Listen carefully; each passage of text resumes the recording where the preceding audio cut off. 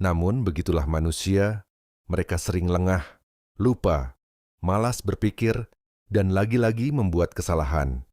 Apa yang ditampilkan umat masa lalu, yakni Rasul dan pengikut-pengikutnya, pemikiran dan ide mereka dalam merespon fenomena yang Allah hadirkan dan sodorkan, serta perilaku budaya yang terrefleksikan dari itu, mereka setarakan dengan konsep kalimatullah sebagai konsep yang sempurna dan abadi. Bahkan lebih dari itu, justru produk dan prestasi mereka itulah yang dipandang dan diperlakukan sebagai kalimatullah. Sedangkan konsep kalimatullah yang sebenarnya, yang Allah sediakan dan tergelar nyata di hadapan mereka, silih berganti sepanjang masa, yang harus selalu mereka baca dan tafakuri, seperti yang dilakukan para nabi dan rasul bersama orang-orang mukmin yang mengikutinya. Justru mereka abaikan.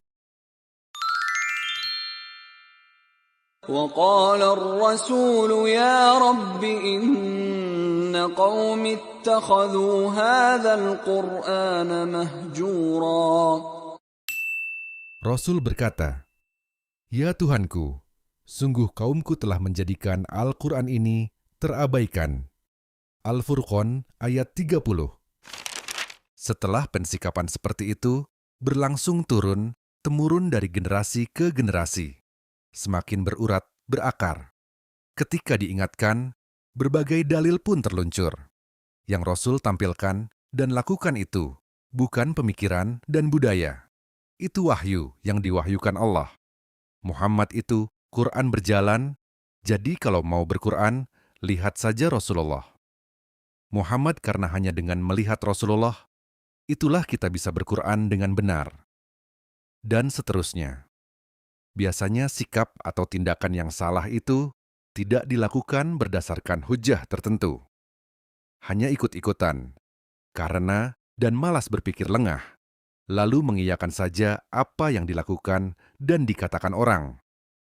Ketika suatu saat datang kritik atau koreksi, sementara sikap dan pandangan tadi sudah begitu kuat mentradisi, baru berusaha keras mencari hujahnya.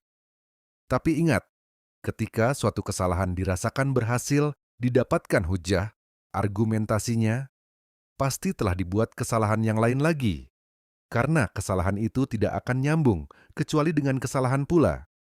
Jika Rasul seperti yang mereka katakan, berarti Rasul itu tidak punya pemikiran, ide, gagasan, kreativitas, dan budaya. Rasul itu makhluk spesial yang diciptakan khusus, menyimpang dari sunnatullah, mutan. Sungguh naif anggapan seperti itu. Orang mukmin yang sebenarnya akan tampil terdepan membela keharuman nama Muhammad Rasulullah dan ketinggian derajatnya. Rasulullah adalah seorang yang cerdas dan berhati bersih. Sangat peduli akan berbagai hal yang ada dan terjadi di seputar kehidupannya. Seorang yang kreatif dan penuh tanggung jawab, berakhlak terpuji, jujur dan tak pernah bohong. Tetapi ia tetap seorang anak manusia.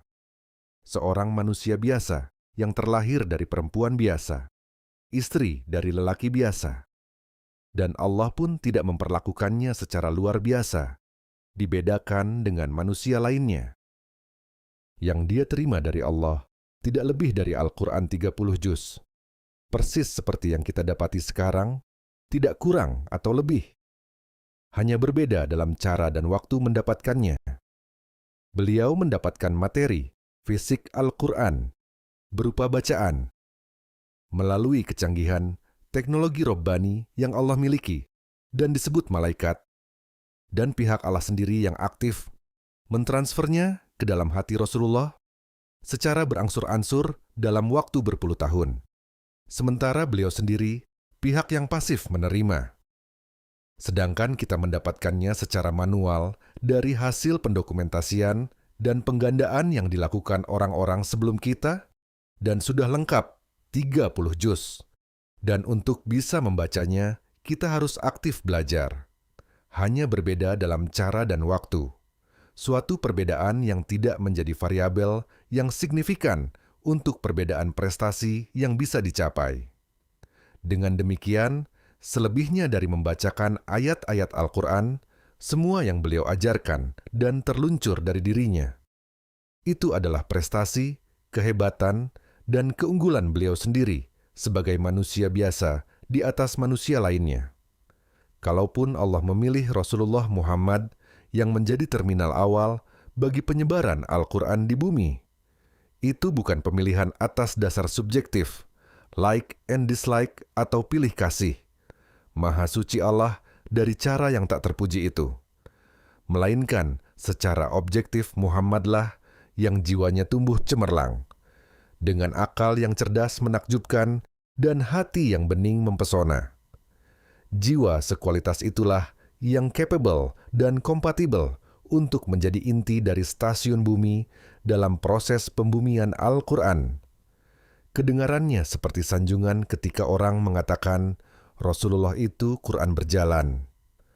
Semua yang diucapkannya itu wahyu, beliau sekedar membahasakannya saja agar bisa tersampaikan kepada manusia.